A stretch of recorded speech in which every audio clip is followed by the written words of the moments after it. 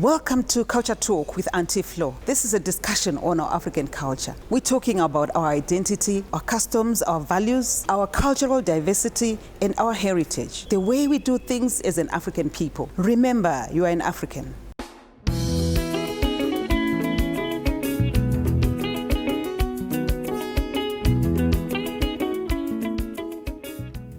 Welcome back to the second segment of Culture Talk with Auntie Flo. We're talking about our culture, our traditions, our values, our norms, and our traditions. We were talking about our Christianity, Islam. Yeah, Islam. Kuti zvakambo famba sei kuti imimi muye makristo uyawo muno religion yedu yacho ipapo taida kuzoti imi munoti kuna mambo edu Yesu Kristu anditi tese makristo ndo zvatino saka Kristo tiri kuti anga ari munhu rudzi. Kristo patime yatinatotarisa Christ pawakauya maEgyptians, maIsraelites, andika kubvira time pandatanga kutaura kuti Joseph andika vanga vari verudzi rumwe chete, vanga vari vanhu vatema. Tinozviona even tichishandisa even history maEgyptians, tichishandisa history yavo nemapaintings avaitipa. Vamwe vasingapendi ari white, andika vaipendi ari red, andika muEgyptian nemuHebrew vanga vaisiyana panguo dzavaipfeka. Takanzwa kuti paakaburiswa mujeri akabva akaveura bvudzi rake kuti vapfekedzwa nokuti and he became an Egyptian. Joseph became an Egyptian by dressing, but by color he was the same. His brothers couldn't recognize him. Jesus, he is from the seed of Jacob. And tichipinda kuna Jesse, tichienda straight kuna David, andika tunoona vese, andika sakanzi ndichadaidza mwana wangu time ngatitore history chaichayo chagai muhistory books. You will find the time yakauya Jesu Egyptians and Israelites vanga vari vatema. So tinonzwa Paul akuzoparidza kuti there kana makuzoparidzirwa nezvemumwe Jesu, makuzoparidzirwa nezverimwe doctrine, makuzoparidzirwa nezvemumwe mweya.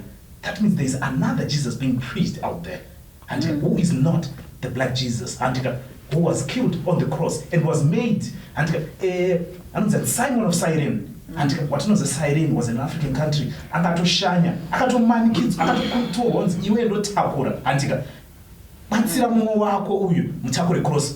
Mutakure cross muende naye. And tonzwa Abdul kuti iwe Abdul kuti Jesus Christ wakanga ari munhu rudzi. According to Blessing, what he's saying, he doesn't have a proof, because the proof need to be something that you can see, you can read or see. Because if you just say in history Jesus was black, that's not a very good proof. Because today if you go to Israel, you go and you check the Israelites from the 12 tribes of Israel. If you check them, the skin is not black like you and me. No. They were all bright in color, because I'm talking about the Arabs and the Jews. If you check today in the Middle East, they are not black. But now what he's saying is not from the scripture. I've never even come across any scripture in the Bible from Genesis to Revelation that Jesus was black. No, it's a total lie. And I saw in Revelation, asi zvatoda kumbonyatsonzwisa ndezvekuti kuuya kwakaita chikristu ichocho ko isusu vanhu atema nepachimuslim handiti makasvikosvika seiko kuti muzosvika kuti mupinde mukati mevanhu atema muti aiwa maitiro enyu haaziwo hatiitei pachimuslim manga maonei. I have to speak like someone from Africa, not like ndinda kauya nazvo chitendero cheIslam. But pachakauya chitendero cheIslam chakauya nema teachings. Those teachings of Islam, they are the ones which attracted the Africans. So they adopted, they just embraced that no, Islam teaches charity. You need to give the alms to the poor. So you have to follow it. Islam teaches to do good to others. That's Islam.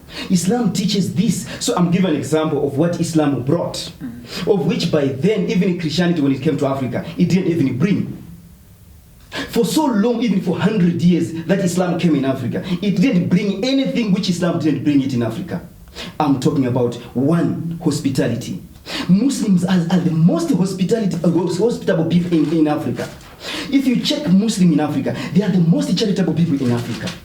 If you check Muslims in Africa, are the ones who perform prayers.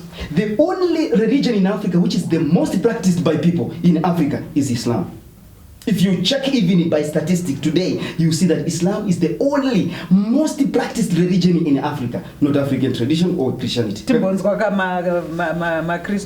kuuya kwakaita zvimwe zvitendero kwakauraya zvitendero zvemuAfrica, of which maAfricans tichiona nemigration yakaitika from the north yatakadzidza uya makadzidza tichiverenga mubhaibheri handika kuti vaitiza handika kuti sei kuti vapinzwe muutapwa handika. But tichitaura kuti also tsandapedza ndikodzokera mushure bishana nditaura kuti wati hauna pawakaona you never saw anywhere where it was written color yaJesu handika. Revelation 19 from 10 to 13 ndomutanga pana Daniel 10 and 6 inoti his body was like burning, his face as the appearance handika of lightning kumeso kwaipenya kunge meni, his eyes lamps of fire anga maziso red handika tichienda mberi, and his arms and feet were like the color of polished brass. Brass ndiye color chiki, brass ndiye color ire. But it's not mentioned Jesus. It's not mentioned Jesus. It's Jesus. Revelation 19, don't shh me. Just say, okay, my brother, I have this saying from the Quran is saying like this, because you're using Quran, I'm using the word of God. I want a color. What color is brass? A closer color to brass. Is it this, or is it this? There is a color which is close to brass. Brass. This is brass, and that was his color. But Revelation 19, not the same thing. And here, Isaiah not and the word of God came to men, and they live by it. What? Here a little, there a little, line upon line, precept upon precept. What precept? Precept yamwari. See, tukuona varungu vachiuya, ma Arabs vachiuya. Nay, because my Arabs are descended from one son of what? What Abraham, and Esau, who's Jacob, and we're looking at the brothers of Isaac and the brother of Jacob. These are the nations which are fighting for a name or a blessing that God gave Isaac, that God gave what? Israel. No, right now, there are people in Israel calling themselves Jews. But God is saying, as it is in Revelation 3, akataura kuti waraiti murikunamata henyu Mwari murikugona neapa, but murikuklema zita risiri renyu. But in the book of Daniel, is it written Jesus? Yes, it is written. Son of man. Read it. Jeremiah was son of man. Ezekiel was son of man. Listen, according to the son of man title, there are so many people in the Bible who were called sons of men. So now when you say son of man meaning Jesus, this is out of context. This son of man is not Jesus. Show me where it is written Jesus was black. Daniel, he was called in spirit and he was no longer in flesh and blood. But he didn't say Jesus. Let me go to let me go to toda kunyatsodzisa ipapa nokuti sevanhu vatema toda kuziva kuti takazorasika papi, nokuti makristu vanotaura zvavo, mamuslim vachitaura zvavo, koisi vanhu vatema tinokwanawo papi izvozvi pa vanhu vatema tinokwana zvakadzama pachikristu nekuti tsika hati macustoms handika because tinonyanyorasika pamashoko maviri handika matatu mashoko atikurasika atikufanira kuti tinzwisisane. Custom handika tiri kufundisa Passover zvandakataura 10 commandments handika icustom, but tradition ichi definition of tradition handika daitora pasi ndiverenge definition of tradition handika custom, an accepted way a nation lives handika nzira inobvumirwa kuti vanhu vararame handika, and beliefs and behaviors. No custom, definition of custom. Then tradition, and tradition is the passing down of what? Of the custom yacho. Antika. Anutaura kuti zvino pa Exodus 12.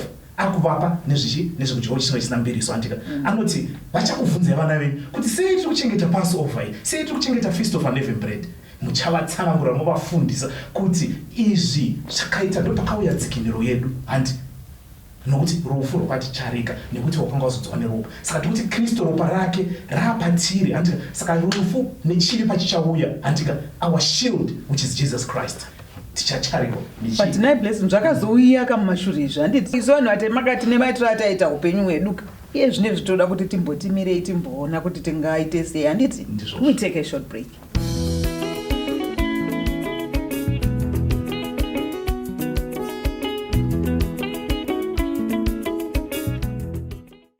You've been watching Culture Talk with Auntie Flo, a discussion on our African culture. We've been talking about our identity, our values, our norms, our customs, our cultural diversity, and our heritage. The way we do things as an African people.